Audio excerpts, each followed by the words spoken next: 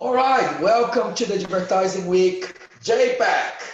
And we're here today starting with the session Reframing the Reality, how we came out of this better than we went in. So according to Harvard research, only 9% of businesses strive to post GFC. And the X factor at the heart of their success was very human, two things. The creativity to find new sources of value combined with the capacity to excel at change. Chaos is the only thing that honestly wants you to grow. And if you believe a crisis is a terrible thing to waste, this is the session for you. So I'm Lucio Ribeiro. I'm the founder of Lucio AI. I'm a professor at Deakin and MIT. And today I'm joining two big loves of my life. I'm joining by Sean and Tracy. Good to have you guys here. Good to have you here. Thank you very much for joining.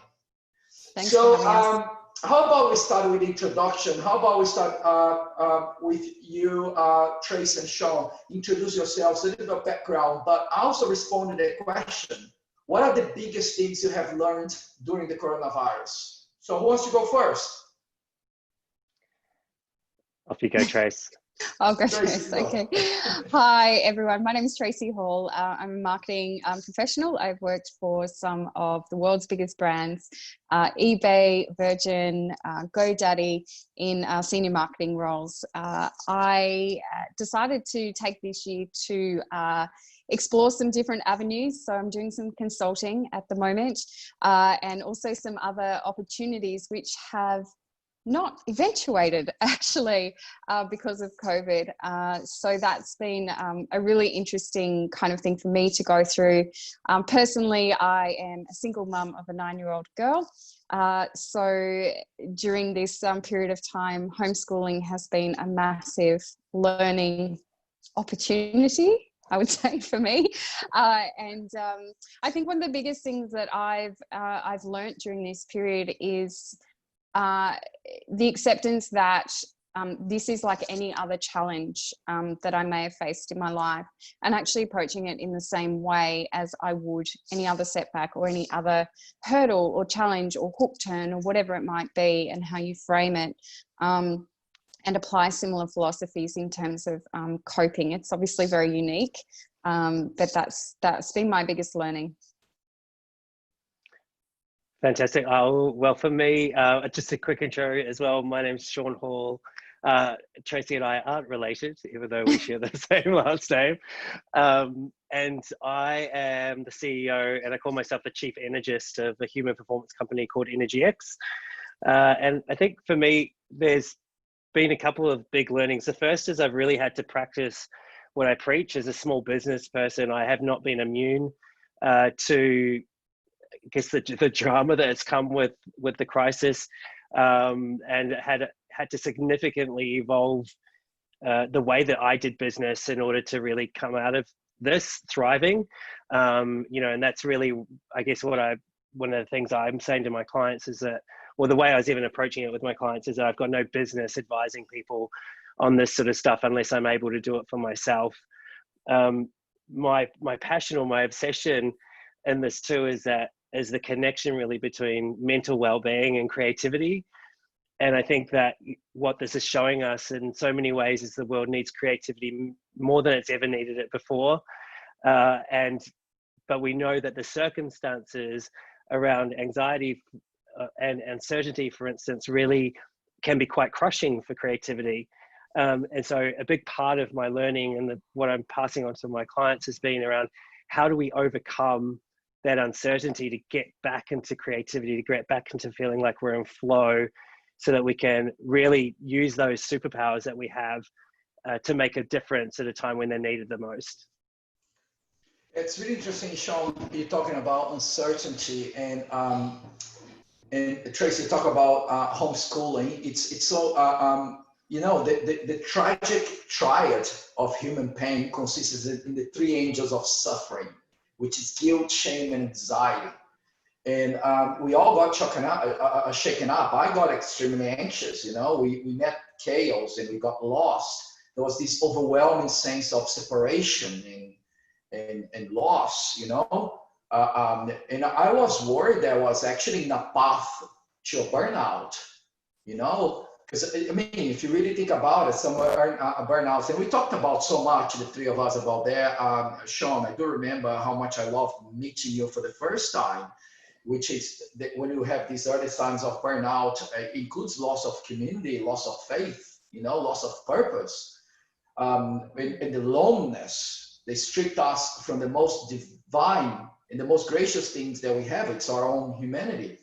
And I also noticed, Tracy, a lot of, I don't have kids, but I have a lot of families, friends with kids, families, and they had a lot of guilt and shame in accepting that they were not happy to be with kids full on all the time. You know, it's almost like this chaos invaded. Did you notice this as well, Tracy, Sean? Yeah, absolutely. And it's, you know, it highlighted the fact that, you know, some of those feelings were true. We don't want to be around our kids 24/7 and be their teacher, their mother, their guide, their friend, their everything. And in small spaces, that becomes even more impactful. But yeah, and you feel guilty for that because you're like, oh, they're my kids, I should love them. And it's not that you don't love them, but yeah, I certainly came to the conclusion very quickly that I was never meant or have the patience to be a teacher, and teachers deserve massive pay rises in my mind. And you know, but again, you can think about all the challenges that happened with that. But one, you know, I try and focus on the positivity side of things and the positive mindset. And I learned things about my child's learning development that I never would have had visibility of. So, you know, I take that away and go, okay, I don't want to do it forever. It's not my gig. I can't work and homeschool full time, but what did I take away from it? And it was very much a deeper understanding of where she's at in her learning cycle, how she learns, what type of learner she is, and being really curious there. So I think there's some positives, but yeah, certainly guilt around not, you know, realizing and accepting and even verbalizing, I actually don't want to be at home all day, every day with my kids. Sean. So brave for that, Tracy. Well, I think there'd be a lot of people out there who would agree with me, and lots of chat groups I was on. There was a lot of wine drunk, and there were a lot of tears as well. But that's okay, you know. It is what it is. Yeah, well, sorry, go, Sean. I was just going to say I partner with a parental leave platform called Circle In, and we did a session for them because for their members, because what we saw was there was this sort of guilt and shame, and often, you know, a lot of that was being generated by comparison, you know, to social media and things like that, where you're seeing, you know, a lot of people putting out there this, I guess, this perception, you know, that they've got all their shit together and they still look beautiful, as well as being an amazing, you know, mums homeschooling kids, and you know, and they're just putting more pressure, you know, on people. And I think that one of the things I've seen around burnout is the fact that what's been happening is that we've all been building new habits. I'm not going to use the word learning, because we're building new habits, and a lot of these new habits are being formed mindlessly. You know, so the default to back-to-back video meetings, for instance, or the fact that some of my clients would say to me, actually, I've just ended up with 2 extra meetings in my day where I normally would have my commute. Two of the clients I work with, Google and Facebook, actually just on May 22nd gave their whole workforce globally the day off on Friday the 22nd because of this burnout problem, and just seeing that. And I think that we come back to understanding what's sort of going on in our bodies that leads to these feelings as well. And there's a couple of things going on. One is uncertainty kills our dopamine, right? And so we all feel off, right? We know from, and we're just not producing the stuff that makes us, you know, it's one of our happy hormones, you know, so we need to know how to get our dopamine flowing again, but that's our natural response. We're human to feel that way. The other thing that we've found from Zoom, for instance, or doing nonstop video calls, is that what's going on is there's this dissonance between sort of what's happening upstairs in our brains and what our bodies feel, where brains are trying to trick us that we're connected and that we're in this together, and our bodies know that we're not. in the same way, and that's exhausting for us as well. And so these are new factors that we haven't had to deal with before, because we haven't had such a, I guess, intensity and volume of this situation. And so all of these require, as you said, like a lot of it starts with the awareness of feeling that way in the first place, you know, and once you're aware of that, then you can start to do that. And also the acceptance or awareness of the fact that there's nothing wrong with me. I'm actually really, my body, I'm human. My body's doing what it should do. It's giving me these signals. So it's okay for me to feel off. It's okay for me to not feel okay. What I now need to know is understand why that is, and then what I need to do to get myself back on track. But that's one of the problems, you know, like we are so busy doing so much and have we don't love getting busy. We just discuss it for not doing anything, for doing nothing, right? And we cannot really pay attention. And I love what he's saying about, you know, our bodies follow what's here, right? In the face of uncertainty, the world is darker, you know, and even more chaotic, you know. Our body and mind shut down and goes to survival mode. It's pretty damn hard to think graciously or spiritually about anything when you feel like being chased by a lion, you know. It's chaos. But maybe if you guys allow me, I'd like to actually move on. Like to actually, it's so interesting to listen to this, and we can talk about for a long time.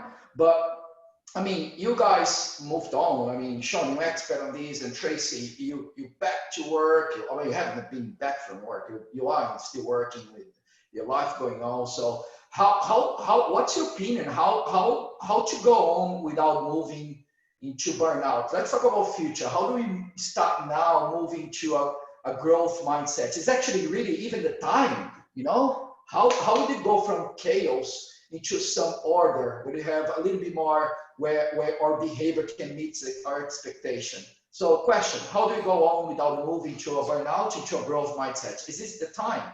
So how do we go on there? Who wants to take the first? You go, Sean. Oh, okay. Go. Yeah, no, that's okay.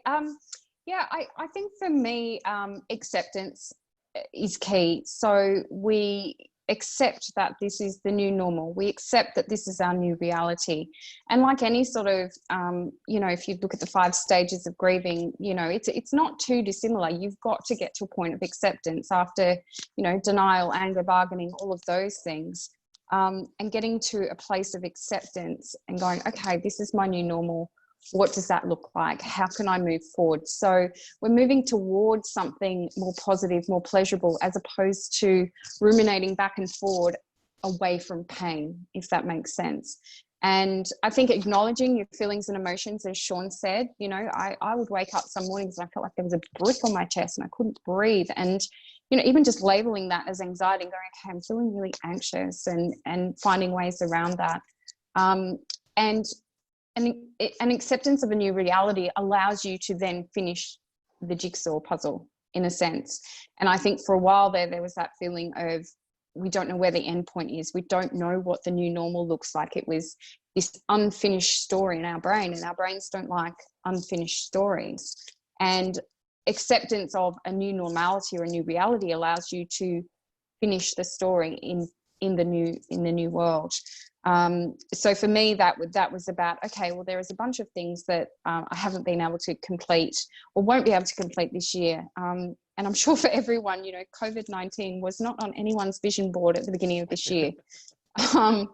It certainly wasn't on mine. So you know, accepting that those things are just going to have to be put on hold until there's a possibility that they can reignite. And what can I do differently? What can I lean into? What is going to make me feel good?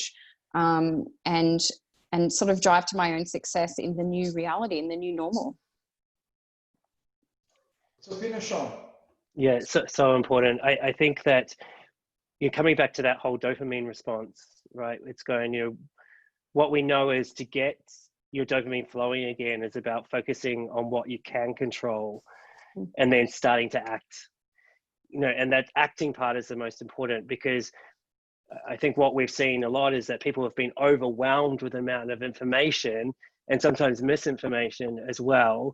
that sort of added to that overall feeling of anxiety. It's like there's so much coming at me. How do just somebody help me know where to start, you know? And often I think that when we're in a crisis, a lot of us don't know what we actually really need, you know, and having an outside perspective on that's is really important. One of my favorite sort of sayings from is that the opposite of stress, which is what we're all dealing with right now, is we're dealing with this critical combination of stresses. So conscious, unconscious, and subconscious stress. So the conscious stress is the stuff that we sort of can feel and recognize. So like with me, with my stress, I carry it sort of in my shoulders and my neck. And I know that when I've, you know, something's really getting to me, it's like I need to book in for a massage and get that out, right? The unconscious stress is when you're sort of tapping, you know, it might be triggered in some way in a meeting or something like that. You're tapping your leg, or you're shaking your leg, or you're clicking your pen, you know, something like that is coming through. But the most damaging form of stress is this subconscious, this sort of permeating feeling of unease, which is what I think we've all been experiencing as well. Like I know that when I felt like I was fine in this until I went to the supermarket and then I was like, get me the hell out of here. Like it was just like all of that transference. And so there's a great Kiwi biochemist called Dr. Libby Weaver, who says that the opposite of stress is trust. And I just love that idea. And you have to think about, okay, what do I need to trust? Who do I need to trust? And often that starts with myself. Like I need to trust myself that I've got this, that I can do this, that I can handle this, that I've got the strength, that I've got the skills, that I've got the support. And like even just pausing for a moment to really focus on that. And I think what I've been teaching people is that to build that trust with yourself, focus on what you can control, just like we talked about with dopamine, and then act. And there's only really 3 things that we can control as far as I'm concerned. And the first is taking responsibility for your energy. So what are the things that I'm doing, the decisions I'm making that fill up my cup, essentially? And that's as much about mindset and how I talk to myself and my relationship with myself as it is things like sleeping and moving, you know, and nourishing myself. The second thing I can control is taking responsibility for my energy impact on other people. Right? Do I turn up in a way that has a positive impact on them? And often one of the best ways to energize ourselves is to try and energize others. And not be an energy vampire, right? That's sort of joke to people, don't be an energy vampire. And then the last thing we can take responsibility for is how good we are at what we do. You know, really double down on those things that are our skills, are our strengths, that demonstrate to us, give us proof that we can have impact, you know, and that people value what we do. And I find that sort of movement, you know, connecting that thought into an action straight away is what actually makes people start to feel more successful and in control. That's so good, Sean, because you're talking about, like in summary, you talk about taking responsibility, connections. It's a pretty big, and you said this as well, Tracy. I mean, on the hardcore, and we're talking before the session, talk about stoicism, right? And the hardcore of stoicism, and as a philosophy, is it's about the actions or the things that happens are neutral. They're not really anything. They're just an action. But the way you interpret it and the way we decide to react to those things, then it's where the scenes and the happiness are. So you talk about responsibility as well. And I think that one of the worst things that happens currently in our society, and I feel sorry for when I see this happen to me, is victimization, right? We have absolutely ability to feel miserable from time to time, to feel sad. We are entitled, we're human beings. But for the sake of growth, I think that we deserve to have suffering in an honorable manner and looking for growth from there. And the moment I see a lot of discussions where we remove responsibility from people, we let that person or that group of people become victimized, we're pretty much telling them, yeah, continue suffering, you know? So I think that's a really bad behavior that starts with a mindset. So I'd like to ask you, Tracy, in your opinion, what do we need to stop doing? What we need to stop doing and stop doing? What are the things for us to keep growing, to keep moving forward a better place than we were some weeks ago? Yeah, I think acceptance, going back to that, is key. From a really practical point of view, just don't engage in the negative news cycle. And you know, we've all got those people in our life who love to kind of sit and tell you how hard everything is. Oh, so hard. And it, you know, and you're kind of ruminating over that again and again, and it's not helpful.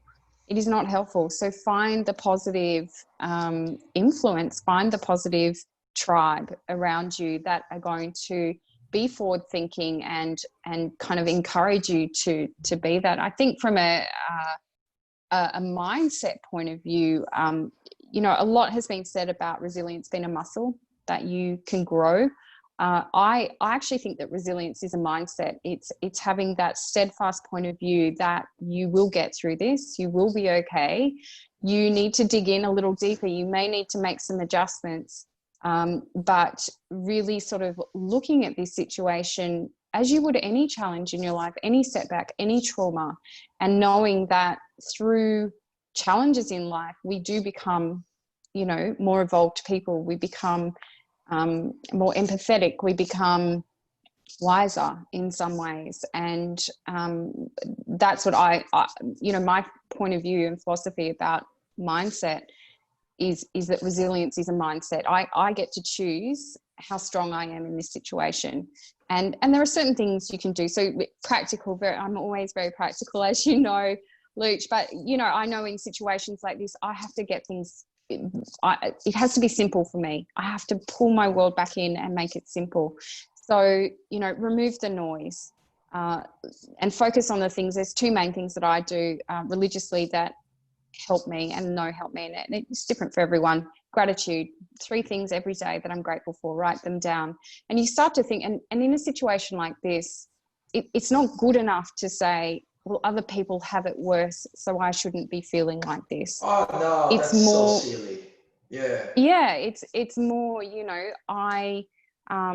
you know, something more forward thinking and positive that comes from a situation like this. And so a gratitude practice is key. And you start to find those things every day. And then movement and exercise for me, just moving my body, keep moving forward, philosophically and, you know, and obviously literally. So they're the things that I do to get through this. And I apply those same thoughts with any challenge I go through. And this is just another one that's kind of come our way. And you know, we've collectively had to face it, which is nice because, you know, you're not alone. So I would good. echo. Yeah, sorry, Sean. I'll move it to you in a second because I just wanted to make sure it's clear for our audience. You said something so relevant, so important. Actually, more than one, many. But doing nothing is better than being busy doing nothing. You know, and that's Freud. It's Jungian psychology on we keep ourselves busy doing stuff because we're so scared to actually face our shadows. So doing nothing is really better than being busy doing nothing. And gratitude, I've learned quite recently on my Buddhist Sangha that gratitude is not thank you. Gratitude is a temporarily and efficient recognition of the temporary state of things. I'm grateful for being here with both of you learning because I might not have this opportunity tomorrow. Therefore, it requires my presence. It requires my attention. And I thought this would give you even some stuff. But Sean, I'd like you to actually just talk around what Tracy was saying. And if you can just roll also to how you applying, how you doing things with your clients, like what you've been doing, like in the real world out there, and what do you think what people need?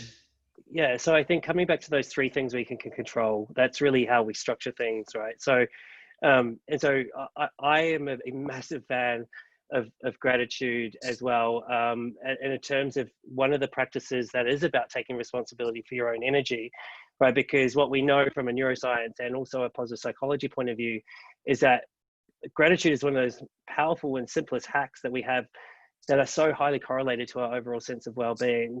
It's impossible for your brain to be thinking positive stuff and negative stuff at the same time, right? But our brains are like magnets for the negative. they're like Teflon for the positive. And so we have to practice this stuff and make it sticky. And to your point about gratitude being temporary, right? Like what I know from research that I did back in my marketing days is that it's those little moments of connection that actually make the biggest difference overall. And so often when we think about gratitude, people are thinking, I'm just going to be grateful for my health and my family. But, you know, I just like one of my favorite stories is one of Tracy's stories about just sometimes even just being grateful for a tiny little moment that went right can disrupt those rumination, can disrupt those bad thoughts. And we know from positive psychology research as well, it's the most highly correlated practice related to overall well-being and happiness. So a big focus on that. So focusing on the stuff you can control. What I would say to people is that in every moment we have a choice, and we can either choose to be an energy vampire, right? And that is both to ourselves and to other people. So being an energy vampire to ourselves in terms of letting those thoughts continue and not actually building our strength to short circuit them. An energy vampire decision is, like Tracy's saying as well, choosing not to move, choosing not to get outside, choosing not to sleep and prioritize sleep. These are all energy vampire decisions that we are ultimately responsible for. So you can either choose to be an energy vampire, or you can choose to be an energist, which is what we teach people to be, is like, what are the skills that I need? So I can choose to be an energist, and an energist is a person that focuses on expanding their own energy, filling up their own cup first in order to expand the energy of others. And we're always in a much more powerful position to do that and to support others and to the people we care about when our own cup is full. So that's a key thing. And then the stuff which I'm really excited about working on with my clients at the moment is we're calling it the X factor, essentially, which is based on research that we've done for thousands of people, a lot of whom are in creative industries, whether that's client-side marketers, advertising, media, or PR. And we're really seeing that X factor talent. So if you think about why someone would hire you, promote you, give you a new opportunity, the people that stand out are people that have high creativity, right? Because no one ever gave anyone an opportunity when they said they're just going to do it the same way it's always been done, right? They want new ideas, they want new ways of thinking, high creativity and high capacity. So the ability to follow through, to excel at change, you know, to persevere, you know, even when times are tough. And if we can identify and build the skills around high capacity, high creativity, you will be valuable as talent. And that X factor is not about comparing yourself to anyone else. It's literally just going, am I better than what I was yesterday? You know, how have I focused on myself to build those two things, to be really great at what I do? And the link here between mental well-being and creativity is the fact that, you know, the part of your body that your employer or anyone's really buying is your brain. They're buying your brain. They're not buying your biceps, as much as some of us might like to think that was the case as well. But they're buying your brain. So our ability to light up our brain is going to mean that we're more insightful, that we're able to get in flow, you know, that we're able to see opportunities and come up with new ideas. And then importantly, able to follow through and bring those amazing ideas to life, to reality, and to have the impact that might be imagined. Okay, Sean, give us 2 or 3 very practical tips if I'm walking to a meeting and I feel I meet one of these energy vampires and I wanted to punch someone in the face and I want to do bad stuff. What are the 2 very practical 3 things that Sean Hall from Energy X would advise? And the question is coming for you as well, Tracy, the same one. So let's get Sean first. So I would say, so first of all, any meeting starts well before that meeting ever happens, right? And so what I teach, so one of the things, one of my most popular workshops is how to have less meetings. And the way in which I teach, session just on that. yeah. And the way in which I teach people to do that is really by respecting why you're requesting or asking of people's time in the first place. So I teach people, I call it how to be an agenda angel, which means that whenever you hear from me, if I was to ever request your time, I would say, Lucio, this is why you are the most important person to be in this meeting for me. this is the contribution I'd love you to make. There might be a little bit of pre-work, and I'm probably going to ask you to do this afterwards, you know. And so I'm giving you all the information you need to turn up as your best in that time, but I'm also giving you all the information that you need to politely decline if you want to as well. And so I think that is one of the best things we could do, is to actually respect people's time before we request it in the first place. If you do encounter people, I guess, in a meeting that are energy vampires, the first thing I sort of say is, well, it's not about me, right? Because when you think about it, no one really wants to be an energy vampire. You know, if they were aware that that was their brand, you know, then they'd be horrified. You know, and similarly with our clients, none of our clients want to be energy vampires to their customers. You know, so we think about that and sort of how we might disrupt that. And so some of the ways that you can do that is really just by focusing or bringing, you know, a different type of conversation into the room sometimes. You know, I talk about bookending meetings, which is you start the meeting in an energizing way, you finish the meeting in an energizing or reframing way. And so, you know, it could be that, you know, if Tracy and I were in the same meeting, we might start it with a gratitude practice. You know, what is it that you're coming in here? Let's share those. Let's connect with each other as humans before we get to business. And also, it's very creative. It's a very way to be remarkable and to be memorable. How about you, Tracy? What are the 2 or 3 things that smart, beautiful Tracy advise people to do when you find yourself in a situation that becomes a high stressful? Yeah, I think again, before you go in, it's having an understanding of yourself. So really acknowledging and understanding who you are as a person, what energy you bring to the party, and your own strengths and weaknesses. So it's about being conscious, having a high level of EQ personally. And then I would say, similar to Sean, there are always going to be people, whether they're in meetings or that you bump into in the street or that you come across in any walk of life, that will feel like they're sucking your energy out of you. And it's just about having that resilience about yourself through an understanding of actually just acknowledging that that's what it is, and not allowing that to penetrate you, in a sense. The gratitude practice is interesting. When I was at eBay leading a team of 16 there, we used to start out with a lightning quick round of gratitude, and it was a fantastic way to get a bit of a litmus test on people that were in the team, in a good place, a place or not such a great place. And it actually did lift the energy. It brought us closer. And that's just it can be a little awkward in the beginning, but people get used to it and actually look forward to it. And it creates another point in the week where you're responsible for verbalizing something you're grateful for. And that's a great practice to bring energy to any group of people or any room. Thank you. So guys, we're walking to the end of the session. We have a few more minutes, then we need to wrap up. But I would like to finish this closer to where we started. And we talk about chaos being the only thing that honestly wants you to grow, right? And it's my personal view of tragic resilience is a combination of 4 things: meaning, spirituality, community, and responsibility, you know? So, Tracy, going back to you, how do you see, or how do you wrap this up all together? How to increase resilience and perhaps become even anti-fragile? What is your takeaway home here before we wrap up with you, Sean? Yeah, I think it's acknowledgement, acceptance, and action.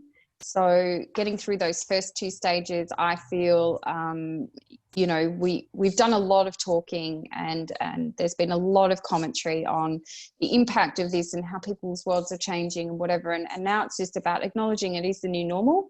This is reframing our reality and finding some action points to allow us to thrive, as opposed to ruminate on what we've lost or the past. So again, those simple things for me: gratitude and movement, putting together an action plan, moving towards pleasure rather than away from pain is a key thing in the way that I think about how I'm going to approach the rest of this year. And just keep things simple. Simplify your life down if you need to. Don't get overwhelmed. Yeah, but I think it's what I mean. My reading, my understanding, if I was sitting down listening to a device, would be heroically deciding to what it was doesn't need to be what it can become. Now it's time to cross the bridge, pull up the strength of our body, our soul, mind, and decide on who you or me or who we can be, not ruminating who you were and had. It's the mind is a wonderful servant, but a terrible master, isn't it, Sean? Definitely.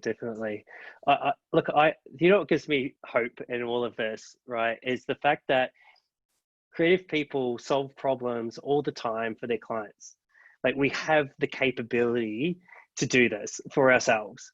And so, if we were to use an old design thinking approach, we would say, how might we come out of this better than we went in?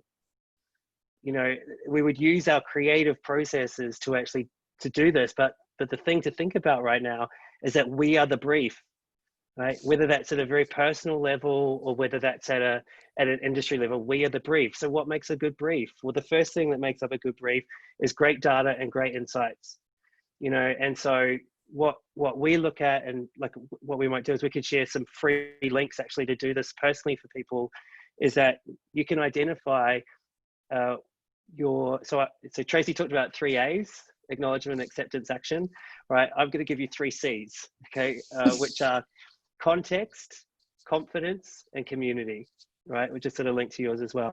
So I think context, what we need from a context point of view, and this is the same as when we're solving a brief, is we need to know where we're at today versus where we want to be, and we need to know why we want to get there, right? We need to know that. We need to have a strong, visceral, emotional reason. And that's why we would never put out an answer to a brief that didn't have an emotional reason to create behavior change for a customer, right? So the same thing for ourselves. Where am I at today? Where do I want to be? And why is that important to me in a way that moves me viscerally? Why is this really important? And so, and you'll know when that why is really the right why, because if you were to tell someone, they would feel it as well. Like, we just can't, when we're talking emotion, we can't not disconnect from each other, right? So, and the data that we can do is that there's 2 simple assessments that we use with our clients. So one is around your energy, and one is around your, what I call your creative bench strength, which is a positive psychology tool. So doing those 2 assessments will give you an idea of where you're at versus where you want to be. Then it's your job to come up with the why. The confidence comes from skills, right? This is where I go, I've got the right skills. I've got, whether that's, and mindset being one of those skills as well, I've got the right skills to get me from A to B to my goals. I know exactly what I need to do. I need the practices. I know what I need to learn. And I think what we're seeing here is this is where it comes back to responsibility, because no one's going to do it for us but ourselves. Once we know those skills, we've got to practice them. Otherwise, they're just information.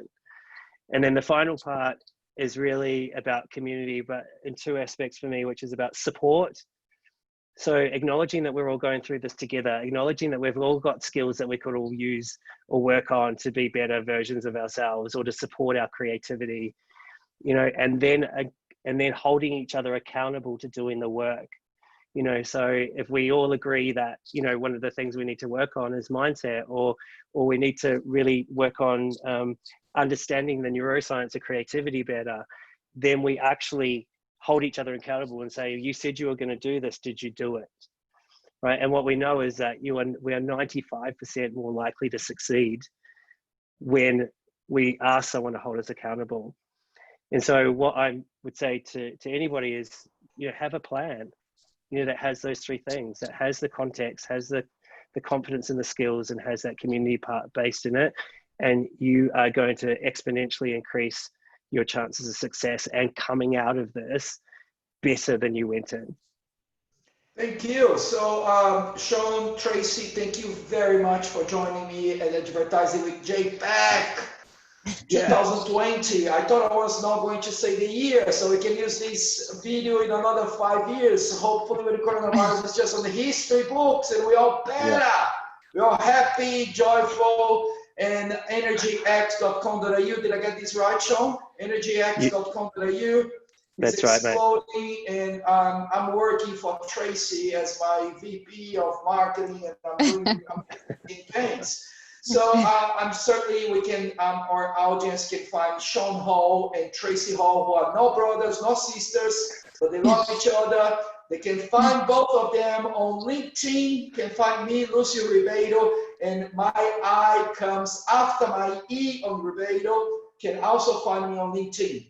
So I'm very thankful. I hope you all watching this session find yourselves in a much better now with the advice and the wise words from Sean Hall, and from the wise words and the kindness and lovely Tracy Hall. So thank you very much, guys.